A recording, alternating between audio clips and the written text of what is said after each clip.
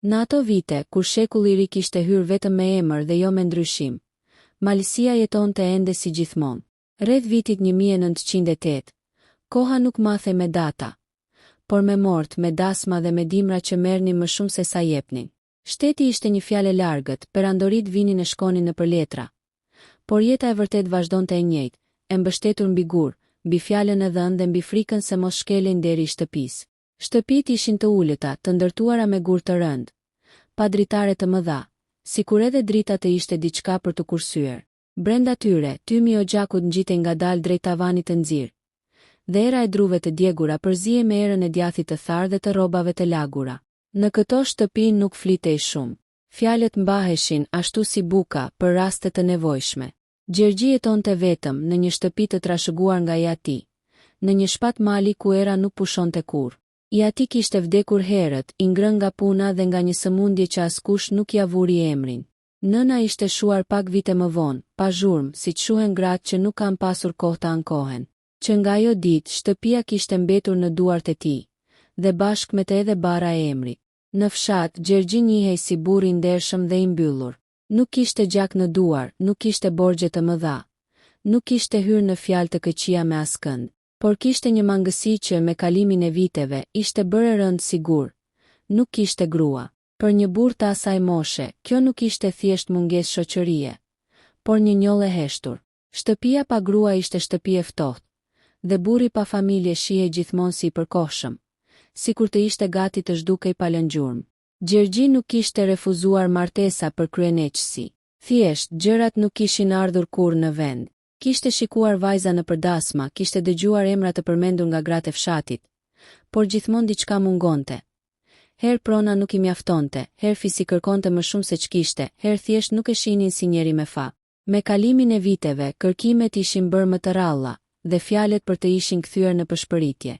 Në një fshat disa orë larg, përtej një qafe mali që dimrit bëhej e pakalueshme, jetonte një familje e njohur për pasurinë dhe për krenarinë e tepruar. Ata kishin vajza për martesë, por njëra prej tyre ishte barbar. E thërrisnin të shëmtuarën, jo se ishte përbindësh, por sepse nuk përputhej me atë që kërkohej. Kishte shpatulla pak të rënda, fytyrë të zbetë, sy që nuk qeshnin lehtë. Nuk fliste shumë dhe kur fliste, zëri i saj ishte i ulët, sikur të kërkonte falje që ekzistonte. Në shtëpinë e saj, ajo ishte bërë shaka. Një gabim i natyrës, një gojë më shumë për të ushqyer. Motrat e tjera ishin martuar mirë, kishin shkuar në shtëpi me emër, ndërsa ajo kishte mbetur. Çdo vit që kalonte e bënte më të vështirë largimin e saj.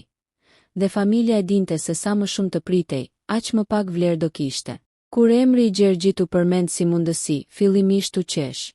Një burr i mbyllur, pa shumë tokë, pa nën që të mbante shtëpinë në rregull, por pastaj me shakave lindi ideja që askush nuk e tha seriozisht në fillim. T'ia dërgonin asaj vajzën, jo si dhuratë, por si zgjidhje. Një shaka mizore e mbështjell me fjalë nderi dhe zakoni. Askush nuk e pyeti vajzën çfarë donte. As nuk e shihnim më si njeri që mund të donte diçka. Ajo u njoftua thjesht se do martohej dhe se burri jetonte larg në mal në një shtëpi të ftohtë por të ndershme. Ajo uli kokën dhe nuk tha asgjë. Heshtja ishte mbrojtja e vetme që kishte mësuar. Kur ajo u nis, e mbuluar me rrobat e errta dhe me një trast të vogël në dorë, askush nuk e përcolli me lot. Disa buzëqeshje të fshehta shoqëruan largimin e saj, si të ishte një barë që më në fund po largohej. Askush nuk mendoi se po dërgonin diçka të gjallë drejt një fati të panjohur. Për ta, ajo ishte thjesht një problem që po zgjidhej. Gjergji nuk e dinte ende çfarë po i vinte. Ai mendonte se po i sillni një grua si gjithë të tjerat, ndoshta jo e bukur, ndoshta jo e pasur, por të paktën një shpirt që do mbushte shtëpinë. Nuk e dinte se për familjen e saj ajo ishte tallje, e as që për atë vajzë. Kjo martesë ishte fundi i gjithçkaje që nuk ishte pasur kurrë. Por në atë mal, larg syve dhe fjalëve të botës, diçka tjetër do ndodhte. Diçka që asnjë nga ata që qeshën nuk e kishte menduar. Dhe ajo që u nisi vajza e shëmtuar, do bëhej pa zhurmë, pa hakmarrje, gjithçka që ai burr kishte ndëruar ndonjëherë. Pa e ditur as vetë se çfarë po kërkonte. Rruga drejt shtëpisë së Gjergjit ishte gjatë dhe e vështirë, edhe për ata që e kishin bërë më parë. Për vajzën, ajo rrugë ishte më shumë se një udhëtim. Ishte një shkputje. Çdo hap që e largonte nga shtëpia e lindjes nuk i sillte lehtësim, por një ndjesë boshllëku, sikur po largohej jo vetëm nga vendi, por edhe nga çdo mundësi që kishte pasur për të qenë dikush tjetër. Mali ngrihej përpara saj si një mur i gjallë, i mbuluar me gur të mprehtë dhe shkure që kapeshin pas rrobave. Ajri bëhej më i ftohtë sa më lart që ngjiteshin, dhe heshtja rëndonte më shumë se lodhja. Ajo nuk e njihte mirë burrin që po i dërgonin. Kishte dëgjuar vetëm fjalë të pakta të thata, se ishte i ndershëm, se punonte tokën, se nuk ishte i dhunshëm. Këto nuk ishin fjalë që ngjallnin shpresë, por as frikë të hapur. Ishin thjesht fjalë që përpiqeshin ta bindnin se po e dërgonin diku ku nuk do vdiste menjëherë. Në një farë mënyre, kjo ishte e vetmja siguri që i ishte dhënë ndonjëherë. Kur u afruante shtëpia, ajo ndjeu një shtrëngim në kraharor. Ndërtesa ishte më e vogël se sa kishte imagjinuar, e ndërtuar me gur të errët, me një derë të rëndë druri që dukej sikur nuk hapej shpesh. Rreth saj nuk kishte gjallëri, as fëmijë që vraponin, as zëra grash. Vetëm mali, era dhe një obor i zhveshur, ku toka dukej sikur nuk priste askënd. Për një çast, ajo mendoi se ndoshta ishte gabim, se ndoshta po e sillnin në një vend ku do të zhdukej pa lënë gjurmë. Gjergji priti në prag, qëndronte drejt, me duar të forta dhe sy që nuk shprehnin shumë. Nuk ishte ashtu si që kishte imagjinuar. Nuk kishte egërsinë që i kishte frikë, por as butësinë që kishte ndëruar fshehurazi. Ishte thjesht një burr që duke i lodhur, sikur jeta i kishte kaluar përpara pa e pyetur. Ai e pa për disa çaste, pa e ulur shikimin, jo për ta gjykuar, por për ta kuptuar. Ajo uli kokën nga zakoni më shumë se nga frika. Brenda shtëpisë ishte ftohtë. Oxhaku digjej pak, sikur zjarri të ishte i ruajtur me kujdes. Gjithçka dukej e rregullt, por e varfër. Nuk kishte gjurmë gruaje, as pëlhura të varura, as sen të vendosura me kujdes, as shenja të jetës së përditshme që sillnin gratë me vete. Ajo e kuptoi menjëherë se kjo shtëpi kishte pritur gjatë dikë si ajo, por nuk e dinte ende nëse ishte gati ta pranonte. Ditët e para kaluan pa ngjarje. Ajo u lëvizte nëpër shtëpi me hapa të vegjël, sikur të kishte frikë se mos prishte diçka. Gjergji dilte herët në mëngjes dhe kthehej vonë, i mbuluar me pluhur dhe djers. Kur hynte brenda, nuk fliste shumë. E shikonte për një çast, sikur të donte të sigurohej se ajo ishte ende aty, dhe pastaj ulej pranë Oxhakut. Heshtja mes tyre nuk ishte rënd, por e pasigurt si dy njerëz që nuk dinë ende si të marrin frymë në të njëjtin vend. Ajo filloi të bëjë atë që dinte më mirë. Punë të vogla të padukshme. Pastroi, rregulloi, gatuajti me atë pak që kishin. Nuk u përpoq të binte në sy, as të kërkonte vëmendje. Për të, kjo shtëpi ishte stre dhe burg njëkohësisht, dhe ajo nuk ishte luksin të gabonte. Çdo veprim i saj ishte i matur, çdo hap i menduar. Me kalimin e ditëve, Gjergji filloi të vërej ndryshime të vogla. Shtëpia nuk ishte më aq e ftohtë sa më parë. Ushqimi kishte shije tjetër, jo më të fortë, por më të ngrohtë. Gjërat ishin vendosur ndryshe, me një rregull që nuk e kishte njohur më parë. Nuk ishte bukuria ajo që po i binte në sy, por prania. Për herë të parë pas shumë vitesh, shtëpia nuk dukej bosh kur ai hynte brenda. Ai nuk e pyeti për familjen e saj, as për jetën që kishte lënë pas. Në malësi e kaluara ishte diçka që rrallë hapej, sepse shpesh sillte më shumë dhimbje se sa shpjegim. Por në heshtjen e tyre kishte filluar të linte diçka e pazakontë, një lloj mirëkuptimi i heshtur. Ajo e kuptonte ritmin e tij dhe ai, pa e pranuar, po mësohej me praninë e saj. Një mbrëmje, ndërsa era përplaste derën dhe zjarri po shuhej ngadalë, Gjergji e vuri re se ajo po qante në heshtje. Nuk ishte vajtim, as zë i lartë. Ishte thjesht një rrjedh lotësh që binin pa zhurmë, sikur të mos donin të shqetësonin askënd. Ai nuk tha asgjë, nuk ju afrua.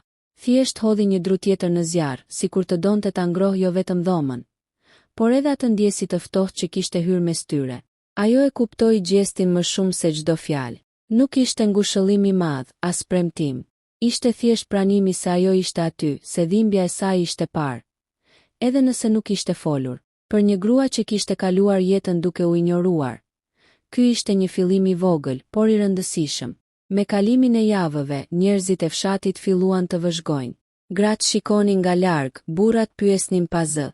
Disa prisnin të dëgjonin lajme të këqija, sepse kështu funksiononte bota. Kur dikujt i ndodhte diçka e mirë, të tjerët e prisnin rrëzimin. Por lajmet nuk vinin. Nuk ishte zënka, nuk ishte turp, nuk ishte dhunë të hapur. Vetëm një shtëpi që dukej më e gjallë se më parë. Askush nuk e dinte se brenda atyre mureve po ndërtohej diçka e brisht. Diçka që nuk ishte ardhur nga dashuria e madhe, por nga durimi. Dhe ndonjëherë në atë mal ku jeta nuk falte lehtë, durimi ishte forma më e rrallë e dashurisë. Dimri erdhi herët atë vit, sikur mali të kishte vendosur ta provonte shtëpinë e re përpara se të pranonte praninë e saj.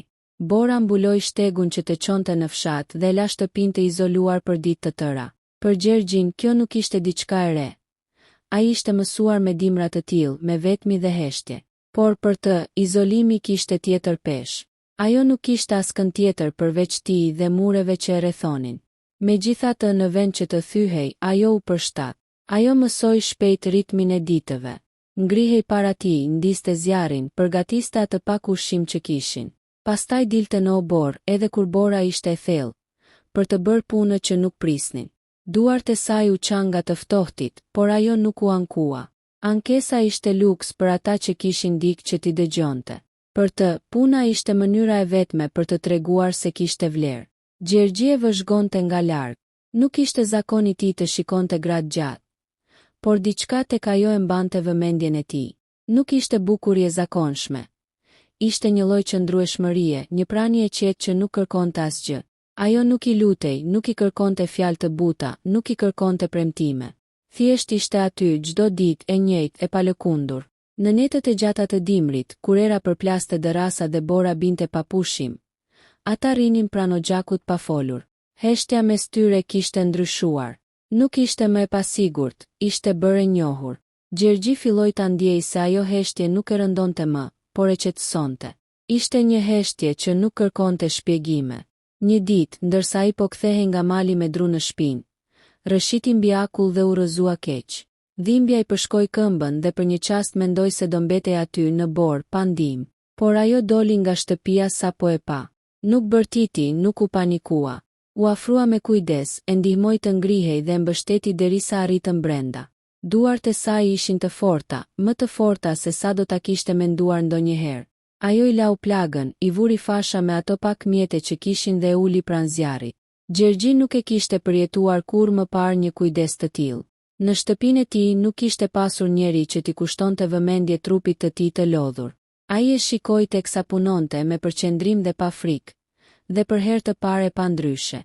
Jo si grua që i ishte sjell, por si njeri që kishte zgjedhur të qëndronte. Nga ajo ditë, diçka u zhvendos brenda tij. Nuk ishte dashuri e papritur, por një ndjesë përgjegjësie që shkonte përtej zakonit. Ai filloi të mendoj për të jo vetëm si pjesë të shtëpisë, por si pjesë të vetes. Mendonte se si do ta mbronte, se si do ta ruante nga fjalët dhe sytë të tjerëve. Në fshat, thashë themet kishin filluar të ndryshonin ton. Disa gra filluan ta shikonin me sy tjetër. Nuk ishte më vajza e shëmtuar që ishte dërguar si shaka. Ishte gruaja që kishte mbajtur shtëpinë e Gjergjit gjallë gjatë dimrit. Kjo nuk u pëlqeu të gjithëve. Kishte nga ata që ndiheshin të zhgënjyer, sepse kishin pritur dështim. Një ditë, një nga të afërmit e saj erdhi për vizitë. Ai erdhi me fjalë të thata dhe sykërkues, sikur donte të shihte nëse shaka e tyre kishte funksionuar. Ai pa shtëpinë, pa rregullin, pa mënyrën si ajo lëvizte brenda saj. Nuk tha shumë, por në largim fytyra e tij ishte ngrirë. Ai e kuptoi se diçka kishte shkuar ndryshe nga sa kishin menduar. Ajo nuk i tha Gjergjit për fjalët që kishte dëgjuar dikur, për mënyrën si e kishin përshkruar për talljet. Nuk donte të sillte helmin e së kaluarës në atë shtëpi, por brenda saj diçka kishte filluar të shërohej. Për herë të parë, ajo ndjente se nuk ishte barë, se puna e saj kishte kuptim, se heshtja e saj nuk ishte më shenjë dobësie, por zgjedhje. Në një mbrëmje të qetë, kur dimri po tërhiqej ngadalë dhe bora po shkrinte, Gjergji e pa duke qeshur lehtë, pa e kuptuar vetë. Ishte një buzëqeshje e vogël, e thyer, por e vërtet. Ajo buzëqeshje i nguli diçka në kraharor, diçka që nuk e kishte ndjer më parë. Ai e kuptoi atëherë se ajo që kishte ardhur në shtëpinë e tij si zgjidhje, si kompromis, ishte bërë diçka tjetër. Diçka që nuk mund të kthehej më pas. Me ardhjen e pranverës, mali ndryshoi fytyrë, por jo zakonet. Bora u tërhoq ngadalë, duke lënë pas balë dhe gur të mprehtë. Sikur toka të donte të kujtonte njerëzve se asgjë nuk falet plotësisht. Gjergji filloi të dilte më shpesh në fshat, të zbriste për punë për furnizime, dhe ajo mbeti më shpesh vetëm. Kjo vetmi nuk ishte më e njëjtë si më parë. Tani ajo kishte diçka për të ruajtur. Një pasdite, teksa po rregullonte një trast me rroba të vjetra, gjeti një shami të vogël që e kishte sjell nga shtëpia e lindjes. E mbajti në dorë për disa qaste dhe kujtimet që kishte mbajtur të mbyllura nisën televizin. Ajo nuk ishte rritur në dashuri, që fëmijë kishte mësuar të fshihej pas motrave më të bukura, më të dëshiruara. Nëna e saj nuk ishte e keqe, por e lodhur. I atje shikonte si barr, si gabim që nuk mund të ndreqej. Çdo fjalë e thënë për të kishte qenë gjithmonë e matur, e ftohtë, pa ngrohtësi. Në atë shtëpi, askush nuk e kishte mësuar të ishte grua për veten.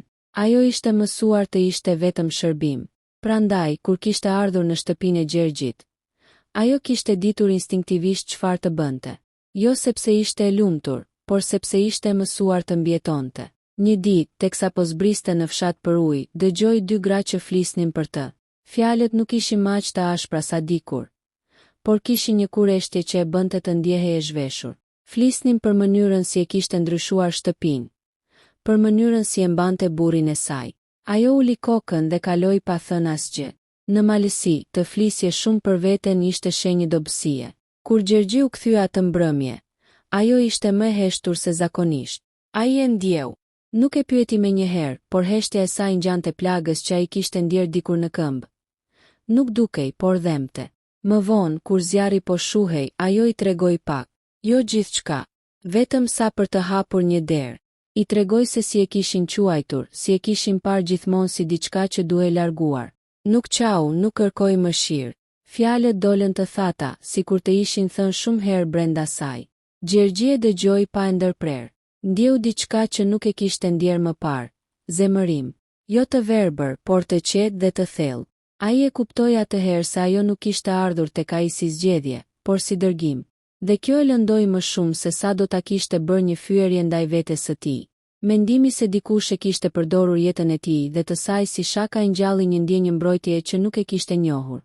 Nga ajo ditë, sjellja e tij ndryshoi në mënyra të vogla, por të dukshme. Ai filloi të fliste për të në fshat, jo shumë, por mjaftueshëm. Nuk e la më që emri i saj të përmendej me nënkuptime. Kur dikush qeshte, ai e shikonte drejt dhe qeshja ndalej. Në malësi nuk duheshin shumë fjalë për të vendosur kufi. Ajo e ndjeu këtë ndryshim dhe diçka u çlirua brenda saj. Për herë të parë, dikush po e mbronte pa e bërë të ndihej e dobët. Kjo i dha guxim. Filloi të ecë më drejt, të shikoj njerëzit në sy, edhe pse ende me rezervë. Nuk ishte transformimi shpejt, por ishte i vërtet. Një ditë erdhi lajmi se një nga familjarët e saj po përhapte fjalë, duke thënë se ajo ishte trajtuar mirë vetëm sepse Gjergji nuk dinte më mirë. Kjo fjala arriti shpejt në veshët e tij. Ai nuk u zemërua me të bërtitura, thjesht vendosi të vepronte. Zbriti në fshat dhe foli hapur, me atë qetësinë që bënte më shumë përshtypje se çdo kërcënim. Pas asaj dite, askush nuk foli më, por marrëdhënia mes tyre kishte kaluar një prag. Ajo e kuptoi se nuk ishte më thjesht pjesë e shtëpisë. Ishte zgjedhje. Dhe për Gjergjin, kjo zgjedhje u bë themel. Në netët e qeta, kur yjet mbulonin malin dhe shtëpia ishte ngrohtë, ai filloi të mendoj për të ardhmen. Jo si diçka e largët, por si diçka që mund të ndërtohej. Dhe për herë të parë, ai e pa veten jo vetëm si burr që mban shtëpinë, por si njeri që kishte dik për të cilin ja vlente të qëndronte. Vera erdhi e thatë dhe ashpër. Dielli digjte shpatet e malit dhe toka qahej, sikur të nxirrte në sipërfaqe gjithçka që kishte qenë e fshehur. Në ato ditë, puna nuk ishte thjesht nevojë, por provë force. Gjergji dilte herët dhe kthehej vonë, ndërsa ajo mbante shtëpinë, bagëtinë dhe çdo gjë tjetër që kërkonte dorë të qëndrueshme. Trupi i saj kishte ndryshuar pa u vënë re. Supet ishin bërë më të drejta, ecja më e sigurt.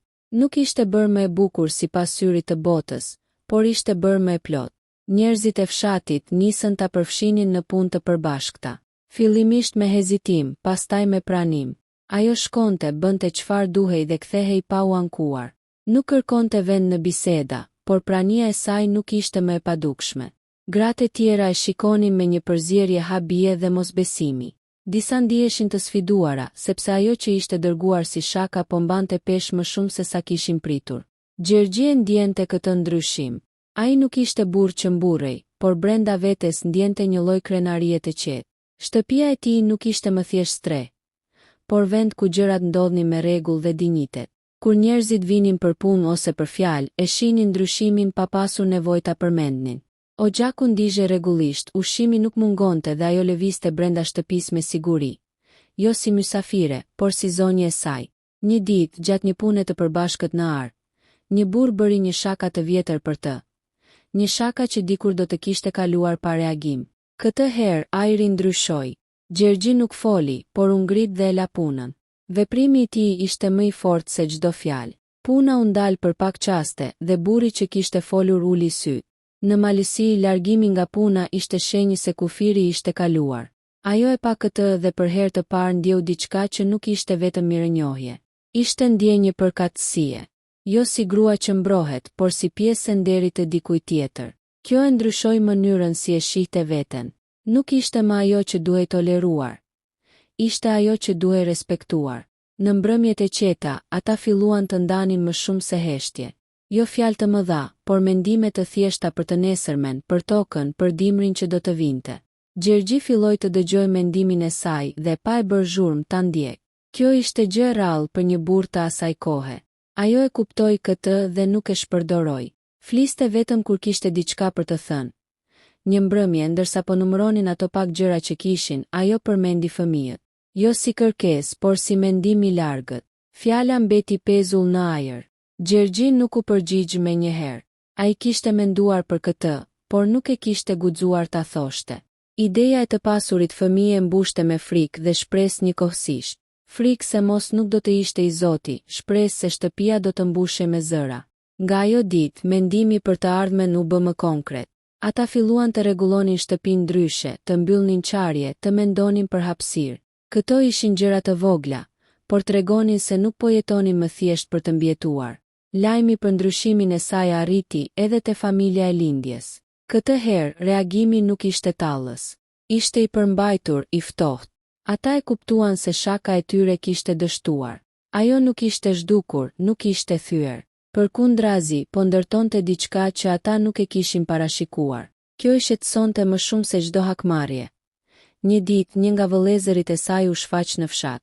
Erdhi me qëndrim të rezervuar, jo për ta parë me mall, por për të kuptuar situatën. Ai e pa nga larg mënyrën si lëvizte, si fliste pak, por me siguri. Nuk i foli shumë. Kur u largua, nuk tha asnjë fjalë tallëse. Heshtja e tij ishte pranimi më i hidhur se ajo kishte dalë nga roli që i kishin caktuar. Ajo e ndjeu këtë, por nuk u kthye pas. Nuk kishte më nevojë për miratimin e tyre. Jeta që po ndërtonte ishte e saj, edhe pse ndar me Gjergjin. Dhe për herë të parë, ajo nuk e ndjeu veten si grua e dërguar, por si grua që kishte mbërritur.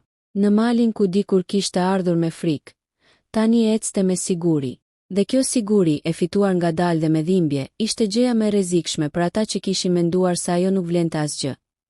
Ngjarja erdhi pa paralajmërim, siç vijnë gjithmonë gjëra që prishin ekuilibrin. Një mëngjes vere, ndërsa Gjergji ishte zbritur më herët se zakonisht për punë larg shtëpisë. Në fshat u përhap fjala se një kufi i vjetër po vihej në dyshim. Ishte një copë tokë e thatë, e ashpër që nuk jepte shumë, por kishte vlerë sepse ishte nder. Ajo tokë ishte punuar prej vitesh nga familja e Gjergjit. Edhe pse letrat kur nuk ishin qenë të qarta. Në malësi, toka mbahej më shumë me kujtesë se sa me shkrim. Një burr nga fisi fqin, i mbështetur nga disa të tjerë, kishte vendosur ta kërkonte atë tokë hapur. Nuk ishte thjesht çështje prone, ishte provë force. Në kohë të tilla, burrat shikonin njëri tjetrin jo për të gjetur të drejtën, por për të matur kë do të thyente i pari. Fjalët nisën të përhapen shpejt dhe mbërritën deri në shtëpinë e Gjergjit para se ai vetë të kthehej. Ajo e ndjeu se diçka nuk ishte në rregull. Gratë e fshatit nuk e shikonin më njësoj. Kishte një shqetësim të përmbajtur në sytë e tyre. Disa e përshëndetën shkurt, disa e shmangën. Ajo e dinte këtë lloj heshtjeje. Ishte ajo që vinte përpara përplasjes. Kur Gjergji u kthye në mbrëmje, lodhja e tij nuk ishte vetëm nga puna. Ajo e pa me njëherë se diçka po e rëndonte. Ai u ul pranë oxhakut, hodhi drut në zjarr dhe heshti më gjatë se zakonisht. Kur foli, zëri i tij ishte i qetë, por i fortë. I tregoi për tokën, për burrat, për mënyrën si gjërat po shtyheshin drejt një përballjeje. Ajo nuk u friksua siç kishte frikë dikur. Nuk u li kokën, nuk u mbyll në vete. Përkundrazi, mendja e saj nisi të punojë me një qartësi që nuk e kishte njohur më parë. Ajo e dinte se këto gjëra nuk zgjidheshin vetëm me forcë. Mali kishte parë mjaft gjak për copa toke që më pas mbeteshin të shkreta. Ditët që pasuan ishin të tensionuara. Burrat u mblodhen, fjalët u rënduan, kufit u shkelën qëllimisht. Gjergji ishte i përmbajtur, por nuk ishte njeri që tërhiqej. Ajo e ndjente se rreziku nuk ishte vetëm për tokën, por për gjithçka që kishin ndërtuar. Nëse ai hynte në një konflikt të hapur, asgjë nuk do të ishte më si më parë. Në një mbrëmje ndërsa errësira binte mbi mal, ajo bëri diçka që askush nuk e priste. U vesh thjesht, mori shamin dhe zbriti në fshat, drejt shtëpisë së një plaku që njihej për urtësinë e tij. Nuk shkoi për të kërkuar mëshirë, por për të kujtuar. I kujtoi historitë e vjetra, marrëveshjet e pashkruara, kufi që ishin vendosur me fjalë dhe që kishin mbajtur paqe për breza. Kur u kthye, nuk i tregoi menjëherë Gjergjit çfarë kishte bërë. Vetëm i tha se disa gjëra nuk duhej të shkonin deri në fund. Ai e shikoi gjatë. Për herë të parë, nuk e pa vetëm si grua që e mbante shtëpinë, por si njeri që shihte më larg se ai vetë. Disa ditë më vonë, burrat u mblodhen sërish. Tensioni ishte i dukshëm, por diçka kishte ndryshuar. Fjalët e plakut kishin bërë punën e tyre. Kufiri u la aty ku kishte qenë gjithmonë. Askush nuk fitoi hapur, por askush nuk humbi nderin. Gjaku nuk u derdh. Pas asaj ngjarjeje, emri i saj u përmend ndryshe. Jo hapur, jo me lavdërime, por me respekt të heshtur. Gratë e fshatit filluan ta shikonin si dikë që kishte peshë. Burrat e dinin se shtëpia e Gjergjit nuk ishte më e dobët. Atë mbrëmje, kur gjithçka u qetësua, ata qëndruan gjatë pranë zjarrit. Heshtja mes tyre ishte e thellë, por e mbushur. Gjergji e kuptoi se ajo nuk kishte ardhur vetëm për t'i mbushur shtëpinë, por për ta ruajtur atë nga brenda dhe nga jashtë. Dhe ajo e kuptoi se për herë të parë në jetën e saj, dikush e shihte si shtyllë, jo si barë. Në malin ku dikur kishte ardhur si shaka mizore, ajo tani ishte bërë arsye që shtëpia të qëndronte në këmbë. Dhe kjo, në një botë që nuk falte dobësi, ishte fitore e heshtur, vitet kaluan pa u ndjerë. Në malësi koha nuk ikën me ngut. Ajo rrëshqet, duke lënë gjurmë vetëm të ata që din t'i shohin. Shtëpia e Gjergjit nuk u bë kurrë e pasur, por u bë e plot. Dimrat vazhduan të ishin të ashpër, vera të thata. Por brenda atyre mureve kishte një qëndrueshmëri që nuk varej më nga moti. Kur fëmia i parë lindi, lajmi nuk u përhap me zhurmë. Nuk pati festë të madhe, as pushk në ajër, por gratë e fshatit erdhen një nga një, me dhurata të vogla dhe me një respekt që nuk ishte i shtirur. Ajo e mbajti fëmijën në krah me një qetësi që nuk vinte nga përvoja, por nga një ndjenjë e thellë se më në fund diçka ishte e saj. Diçka që nuk i ishte dhënë si shaka, por që kishte lindur prej saj. Gjergji e pa atë sken nga pragu i derës. Nuk ishte burr që tregonte emocionet, por në atë çast e kuptoi se gjithçka që kishte kaluar kishte pasur kuptim. Ai nuk e kishte zgjedhur jetën e tij me mendje të madhe. Gjërat i kishin ardhur, por tani, për herë të parë, ndihej sikur kishte ndërtuar diçka që do të mbetej. Fëmijët erdhën njëri pas tjetrit, jo shumë, por mjaftueshëm sa shtëpia të mos ishte më kurrë e heshtur. Ajo i rriti pa zë të lartë, pa dhunë, pa frikë. U mësoi punën, durimin dhe heshtjen e dobishme. Nuk u tregoi kurrë si ishte quajtur dikur, as si ishte dërguar. Nuk donte që e shkuara e saj të bëhej barë për ta. Familja e saj e lindjes u përpoq disa herë të afrohej. Jo me pendes të hapur, por me një lloj interesi të vonuar. Ajo i priti me korrektësi, pa armiqësi dhe pa afërsi. Nuk kishte më nevojë për sqarime. Jeta që kishte ndërtuar ishte përgjigjja e vetme që u duhej. Gjergji plaket ngadalë, siç plaken burrat e malit. Trupi ju përkul, por syti mbetën të qetë. Kur nuk mundi më të punonte si më parë, ajo mori mbi vete barën pa u ankuar. Këtë herë jo sepse duhej të provonte vlerën e saj, por sepse ajo ishte shtylla e shtëpisë. Dhe kjo tashmë njihej nga të gjithë. Kur ai u shua një mbrëmje të ftohtë, pa dhimbje të madhe, ajo nuk bërtiti. E uli kokën ashtu siç kishte bërë dikur, por jo nga frika. Ishte një përkulje nderi. Fshati erdhi i të ri. Burrat folën pak, gratë më shumë. Të gjithë e dinin se ai burr kishte pasur fat, edhe pse askush nuk do ta kishte thënë kështu vite më parë. Ajo mbeti vetëm, por jo e vetmuar. Fëmijët ishin aty. Shtëpia ishte aty. Emri i saj kishte peshë. Kur gratë e reja të fshatit ankoheshin për fatin, ndonjëherë përmendej ajo, jo si shembull vuajtjeje, por si dëshmi se jeta nuk mbaron aty ku të vendosin të tjerët. Askush nuk e quajti më vajzën e shëmtuar. Ai emër ishte tretur me kohën, ashtu si tallja që e kishte sjellë në atë mal. Ajo kishte ardhur si shaka mizore, si zgjidhje e turpshme për të tjerët, por kishte mbetur si grua, si nën, si themeli një shtëpie që nuk u rrëzua. Dhe në malësinë ku njerëzit matin jetën me atë çfarë lën pas, ajo kishte lënë gjë më të vështirë nga të gjitha. Një histori që nuk kishte nevojë të bërtiste për të kujtuar.